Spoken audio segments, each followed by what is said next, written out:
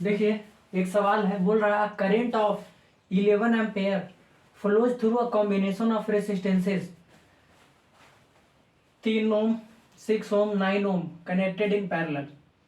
बोल रहा है कि 3 ओम, 6 ओम और 9 ओम का ये तीन रेसिस्टेंस आपको दिख रहा है पैरेलल में, यहाँ पे जुड़ा हुआ है।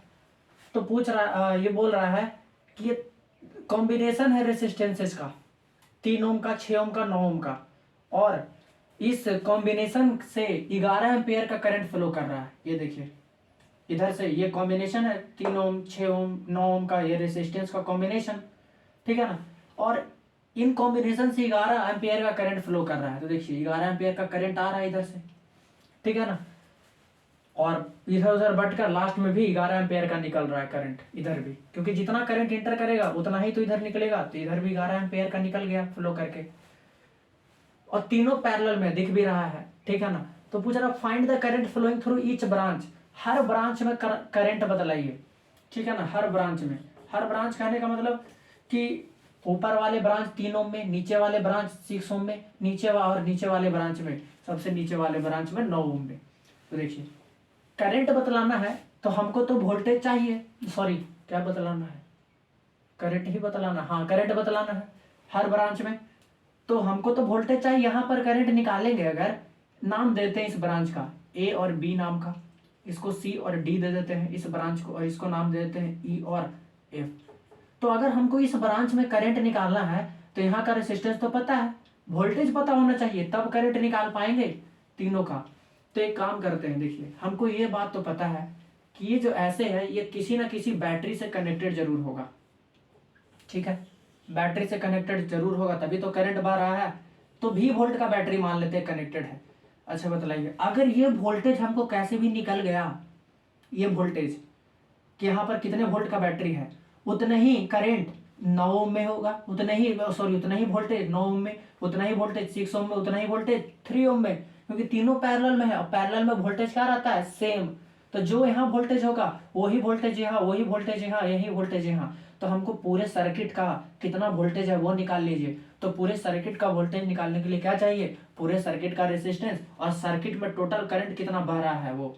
अच्छा ये 11 एम्पियर जा रहा है इधर से, तो जरूर ये बैटरी के पॉजिटिव टर्मिनल से इधर से 11 एम्पियर ही निकला होगा, तभी तो यहाँ 11 एम्पियर पहुंचा है। तो टोटल करंट तो पता है सर्किट में 11 एम्पियर का, और ये तीनों पैरेलल में है, तीनों का इक्विवेलेंट रेसिस्टेंस निकाल दे तो टोटल सर्किट का इक्विवेलेंट सर्किट का रेसिस्टेंस पता लग जाएगा, तो निकाल लेंगे।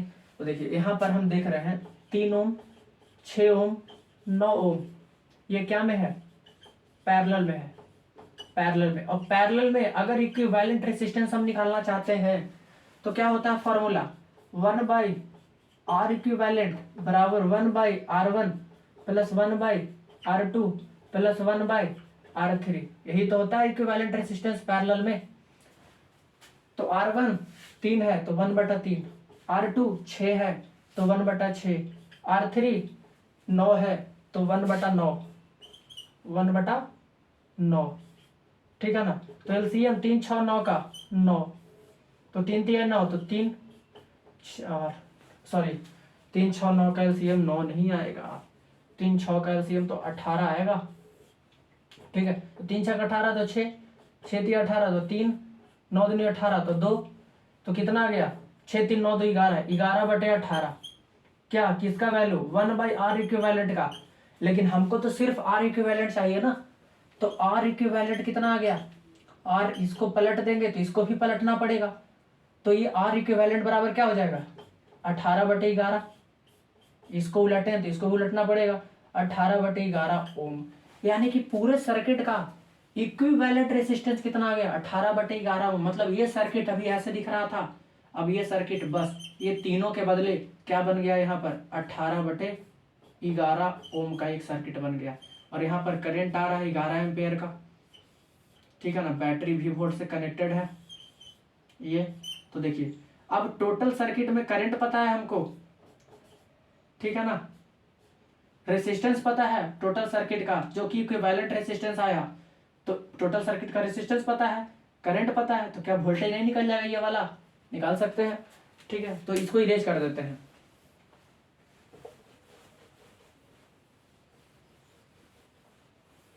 तो देखिए, अगर हम टोटल वोल्टेज निकाले तो ओम्स लॉ से हम क्या जानते हैं, ओम्स लॉ से जानते हैं V is equal to I are.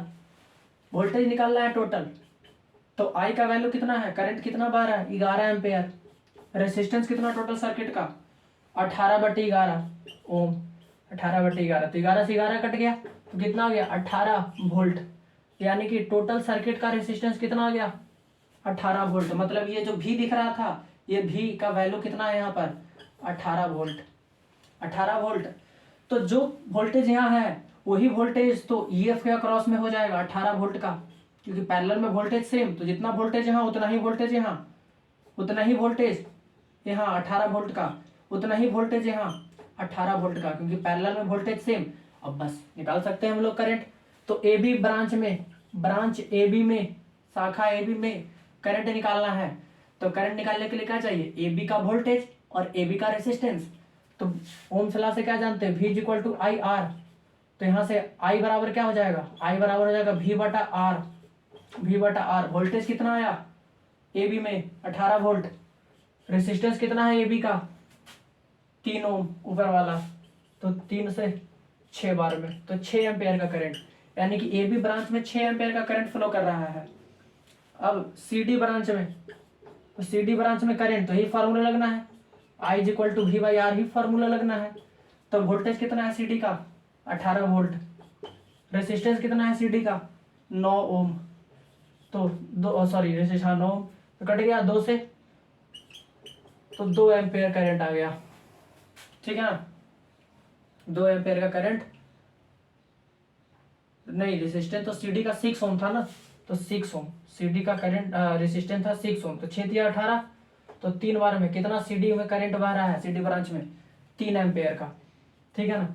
अब निकालना है EF में, EF में कितना करंट, तो फॉर्मूला ही लगना है करंट का V/R, ठीक है।